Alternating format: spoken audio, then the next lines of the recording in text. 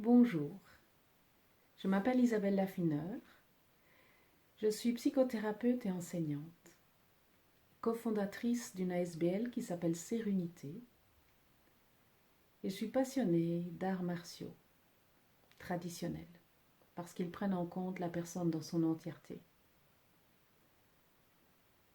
Je suis très heureuse de participer au projet de cette chaîne, Entraide, et de vous présenter quelques petits spots. À mon niveau, je suis une novice en vidéo, vous me pardonnerez les petites erreurs. J'aimerais vous donner quelques conseils au niveau de la santé, mais aussi au niveau de la manière de conserver un état d'être qui soit épanouissant. Aujourd'hui, le but de ce petit spot sera de faire en sorte d'utiliser chaque moment de la journée où en général on a plutôt des gestes habituels auxquels on ne pense pas, pour en faire un moment de conscience. La raison de cela, c'est lorsque le mental est concentré sur quelque chose, il ne cède pas à la peur. Le thème sera « On a le choix ». Ça commence.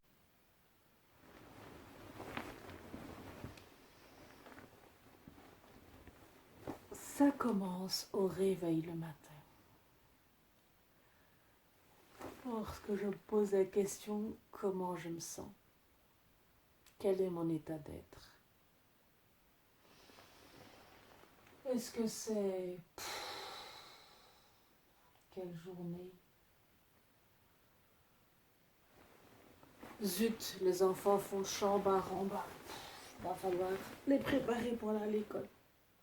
Oh mais non, on est confinés, il va falloir encore les occuper toute la journée.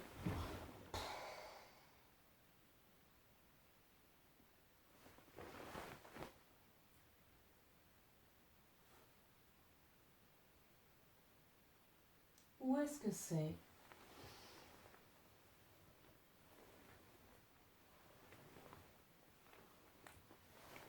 Ah, oh, une belle journée. Qu'est-ce que je vais me faire aujourd'hui pour faire que cette journée soit belle? Bonjour. Me revoici après une bonne douche sur le thème « On a le choix ». Oui, on a le choix.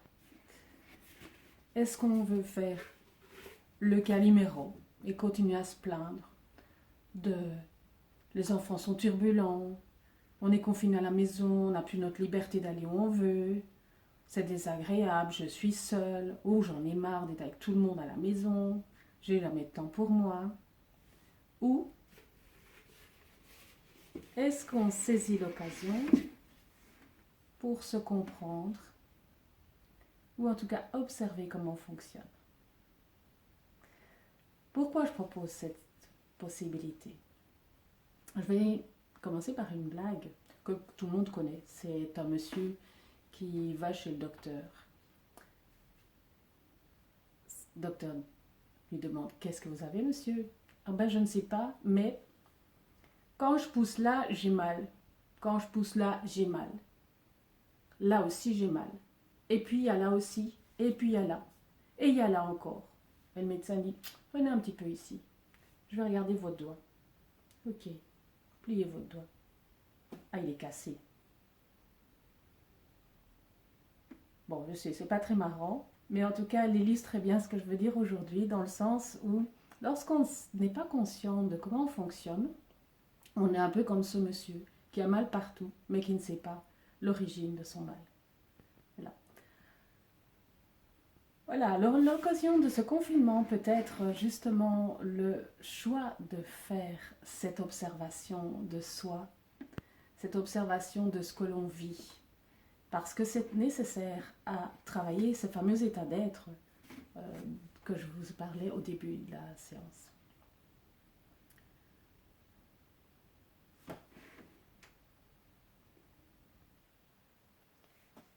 Lorsqu'on est inconscient de son fonctionnement, on est tributaire des événements extérieurs qui influencent nos états d'âme.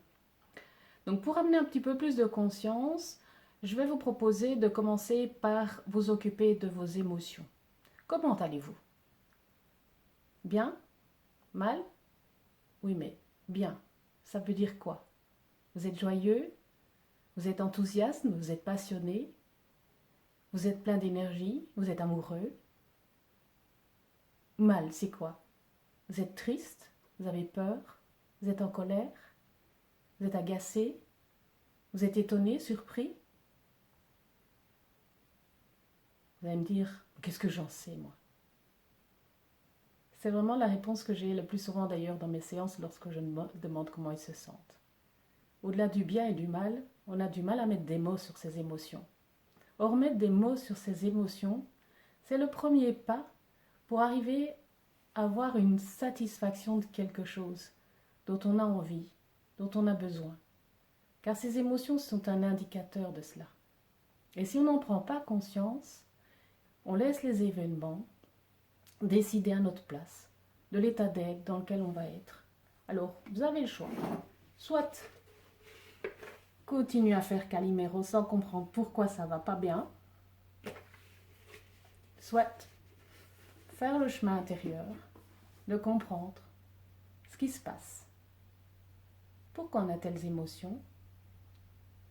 Ne pas se brancher sur l'événement, mais plutôt se poser la question, tiens, si l'événement provoque une émotion chez moi, qu'est-ce que j'ai besoin? Qu'est-ce qui est en manque? Quel désir ai-je envie? Et on a déjà le premier pas vers une possibilité d'action pour satisfaire ce besoin et faire en sorte d'améliorer son état d'être. Voilà. Alors le défi que je vous propose, c'est de saisir les occasions de la journée pour vous demander quel impact les événements de la journée ont sur vous. Quelle émotion ça provoque. Et si vous ne savez pas mettre de mots sur les émotions, je propose que vous vous en tenez alors à la sensation qui est produite, comme par exemple une chaleur, un blocage dans la gorge, une oppression, une vibration. Ça peut être une sensation qui vous remplit des pieds à la tête, surtout quand on est en colère. Hein. C'est à vous de voir et arriver à mettre. Les enfants arrivent plus facilement que nous à mettre des mots sur leurs émotions. Nous, souvent, il faut réfléchir, mais c'est pas grave. Du moment qu'on se branche sur soi, c'est déjà le premier pas. Alors, toutes les occasions de la journée, ça peut être un enfant qui vous énerve, ça peut être, ben voilà, il m'énerve, donc je suis énervée, c'est déjà une émotion, vous voyez. Mais ça peut être, oh, il y a du soleil aujourd'hui, ça me met en joie, je suis tout léger, flottant. Donc, lorsque vous vous dites je suis ou je me sens, on est dans une émotion. Mais l'émotion, vous pouvez la repérer aussi par le fait de porter un jugement. Quand vous dites ah, ça m'ennuie ce truc-là, ça m'ennuie, je suis ennuyé. Vous voyez, c'est l'émotion que vous vivez. Donc c'est intéressant quand on n'est pas conscient de son émotion, de voir, tiens, quelles sont les paroles ou les pensées que l'on a par rapport à ça, parce que ça nous donne un indicateur aussi. Voilà. Ça, c'est le défi que je vous propose, c'est-à-dire s'entraîner à se ressentir soi. Ça va vous permettre de vous recentrer sur ce que vous ressentez, mais surtout, par la suite, parce qu'il y aura une suite évidemment, c'est de voir, tiens, qu'est-ce que je pourrais faire pour améliorer mon état d'être. Et s'il n'y a pas moyen, bah, juste observer l'émotion. Et vous constaterez qu'en fait, dans cette émotion, juste sans tenir compte des pensées qui tournent autour, oui mais je suis comme ça parce que gna gna gna, non, juste observer l'émotion dans sa sensation première, et voir, tiens, ok, qu'est-ce qu'elle me donne comme sensation dans mon corps, de la chaleur, du froid, des picotements, est-ce que ça change d'endroit, est-ce que ça s'amplifie, ça diminue, et à force d'observer, vous allez voir son mouvement, et en ne restant que sur l'émotion, vous allez voir qu'en fait c'est un mouvement à un moment donné, vous allez dire, ben, en fait, je ne ressens plus rien. Et ça serait intéressant de dire, bah oui, parce que parfois on peut avoir des émotions, bouf, flash comme ça. Et alors, elles sont d'ailleurs toutes flash, mais si elles restent longtemps, c'est parce qu'on les entretient. Mais pouvoir observer qu'en fait une émotion qu'on n'entretient pas ne reste pas, c'est intéressant. Mais je dirais que ça ne peut pas être le moyen de dire ok, j'ai une émotion, je la ressens donc et après c'est fini, je m'en débarrasse. Non, parce qu'elle reviendra.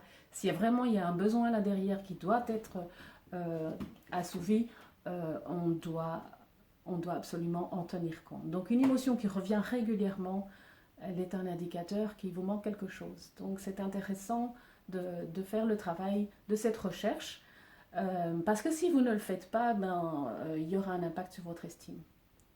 Si vous avez besoin de sommeil et que vous n'écoutez pas les sensations qui vous indiquent que vous avez besoin de vous reposer, et bien vous n'irez pas vous reposer. Vous allez dire non, non, encore un peu.